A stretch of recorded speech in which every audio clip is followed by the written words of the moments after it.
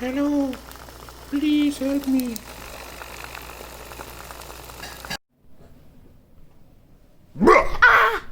I got her pretty good. What's happening, ya turkeys? How's it going? It's a beautiful day out here. And today, we got a lot of things planned. Wanted to give everybody an update as to what is going on at the his house. Things are happening. Things are moving. Exciting things. Super exciting things. Fantastic things. Got the building permit application filled out and sent in, so that is good. That's kind of the culmination of all the permitting, all the things we've been waiting for, and kind of gathering up to be able to do that, right? Because you can't really apply for the building permit until you have this, and that, right? And so, first thing we had to do was get some plans, right? We had to get some plans. They had to be signed or stamped by an engineer. A structural engineer. We got our plans on a website online, and then from there we got into a local structural engineer who was able to go through and just validate all the structural aspects of the plan, right? If you're doing like trusses and stuff like that, typically trusses, if they're being built, will come with their own stamp, but we're doing stick frame, roofing, and just all the structural aspects of the build have to be kind of signed off by the engineer and get their nice little stamp on it. So shop around, because I called a lot of different engineers, and a lot of them wanted to charge a buttload of money. So shop around, because everybody's going to give you a different price, and found a lot of dudes that were trying to charge a lot of money to do it. And then I found somebody who was able to turn around pretty quick and was able to get me the plan stamped for a decent price. The other thing we had to do was we had to get water out on the property. This was prior to even getting the plans. We did this because we had the animals moved over there, and so I needed a way to water them. I didn't want to keep hauling water. That would have been very annoying. So we got a water meter out there. We got a frost-free hydrant out there that we can use to do that. And so you have to show your receipt when you do that. And again, everything is going to be like county specific. So some counties might require certain things, other counties might not require those things. And then we needed to get a driveway permit. Right, we had to get somebody from the highway department come in and be able to tell us kind of where we could put our driveway, whether or not it needed a culvert, those sorts of things. And so we did that. We also had to get a morphology test done. This is where somebody will come who knows how to play with dirt and tell you what kind of dirt's in the ground. They'll dig a big old hole, and then they'll get in there and they'll check all the different layers of the substrate and stuff like that, and see, how much of this do you have, how much of that do you have, and whether or not it's suitable for this type of a septic system, or whether it's suitable for that type of septic system. So we were able to, initially when we got the property, they did a morphology and they said that it had to be a drip system, which basically it means that you do these long runs in the ground, and then you put in eventually that septic stuff goes and seeps into those runs and then drips out at a steady pace, enough for the soil to absorb it. I called the dude who did the morphology. I said, hey man, is there any way, because you guys did this prior to us buying it, is there any way we could do a lagoon style? Because it's a lot cheaper. It's about 10 grand cheaper to do the lagoon. And we got plenty of space for it, and we had one at our old place, and it was fine. It's a evaporation system. All the water and everything comes out of the septic system, goes into the lagoon, and then it holds there and it will evaporate out of the ground. And so he's like, yeah, I can do that. So he jumped back over to the property, dug another hole, and know where you're going to put your lagoon, because where he digs that hole has to be the same spot where you actually dig the lagoon. And so know where you're going to do it. And then so once we got the morphology done, we could actually submit for a septic plan. So we went to another company, sewage company, and said, hey, can you make us a septic plan? They ask, hey, give us your plans. You need a plot plan as well. So prior to that, you have to have a plot plan. Basically, it's a survey that's done. They tell you kind of where the offsets are and or the setbacks are from the property lines. How close can you build to the property line? They actually plot out your house dimensionally on the plot itself, and they give you kind of a map of it. And you take that along with your morphology to the septic people, and they'll draw up a septic plan. It'll show you the lagoon, everything else, how big it has to be, to the number of bedrooms in the house, how many people take the dookies there, all that good stuff. So once you have your septic plan, you can go to the health department in the county and apply for your septic permit. This is the actual paper that's going to let you build your septic. And after all that's done, then you can go and apply for the building permit. So we were waiting for our septic permit to come back. It came back really quick, and then we went and applied for the building permit. The building permit took, once I had everything, because I had scanned everything, and you upload it on their site, and it was about a 5-minute process to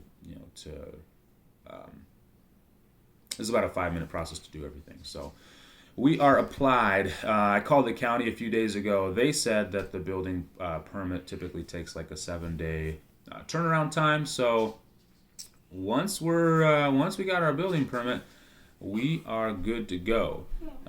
We can break ground. We can start moving stuff, moving dirt and all that goodness. So I already talked to my excavator, and we're going to start working on kind of scheduling that. So stay tuned. Big things happening here. In the meantime, what we're going to do is we are going to head off to the Cool Store, downtown KC. You can buy metal, and I need to buy some metal. So I need to buy some steel I want to do the modifications to the belt grinder. I want to make a new tool rest, and I also want to make a grinding jig. So I'll keep you posted on that. I'm going to be working on that today. Fun stuff happening. Stay tuned.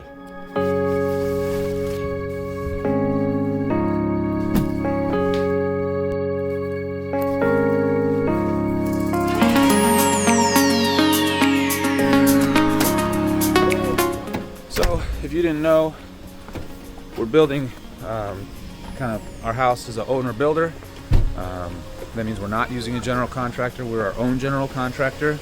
A lot of benefits to that. There's pros and cons, of course. The cons are really just that you have to do a lot of the work, project management and stuff like that. But the pros are, you save a lot of money. You're in control. You get to schedule things a lot. You're on top of everything, so a lot of benefits to it. Cool.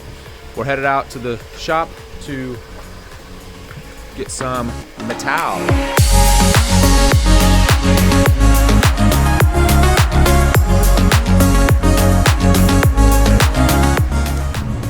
That right there, pretty cool. Let's go get some pieces that we need for this build.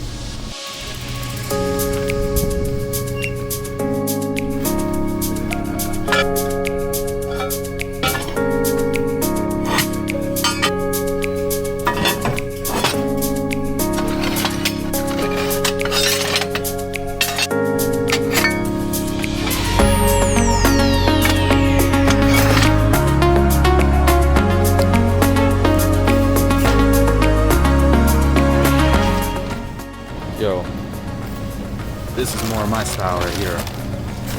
Look at the size of that T, boy.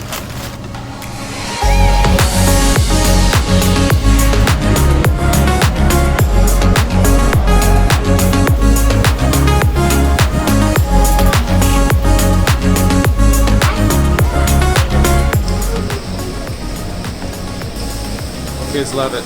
Kids love it. What does not belong? Got some tilapia. Gonna grill it up. Let's do it.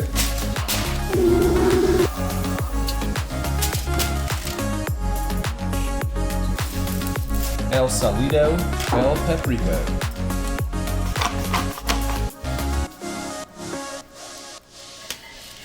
And then it goes in the fridge.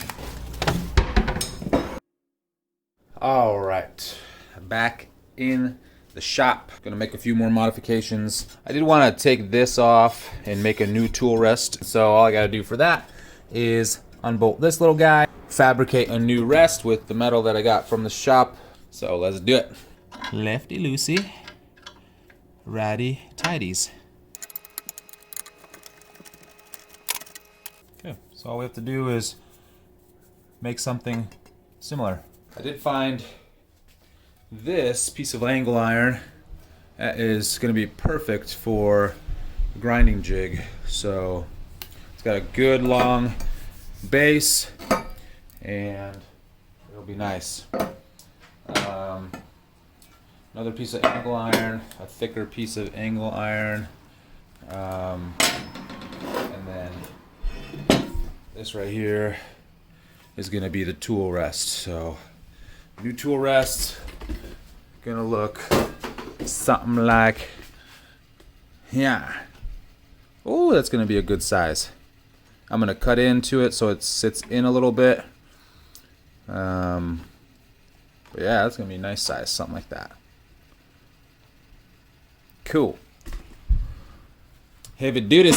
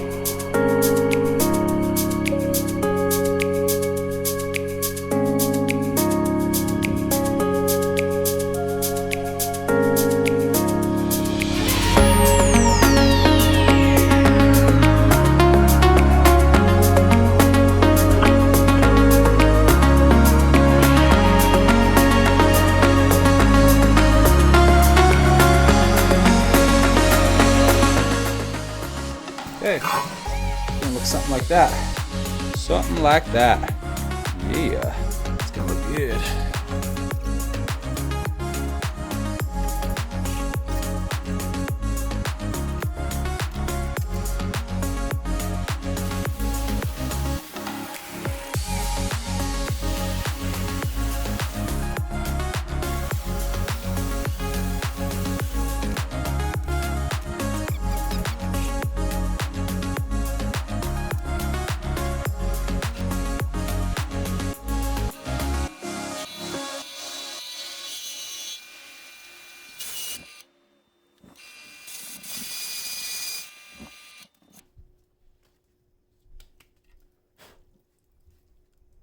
So now that we have our pieces cut out, need to tack or just weld these together. Wrong hole, right hole. Whoopsies. Got a simple Craftsman gasless MIG welder. Plenty enough to do this job.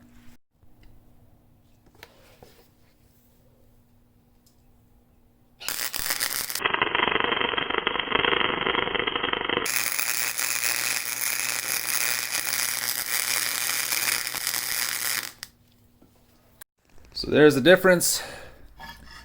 Out with the old, in with the new. Much bigger work area. Gonna be nice and smooth so I can use the grinding jig without catching any of these grooves here. So yeah, just keep it as a backup just in case, but otherwise we got ourselves a new surface, baby. Woo! Alright. That's the video. Thanks for watching. There's the rest. Nice, smooth, level, Beauty. I don't look too close to those tack welds, but it does the job. Nice. Hit the bell icon if you want to get notified of new videos. Hit the subscribe if you want to be a subscriber and follow along. Anyway, take it easy.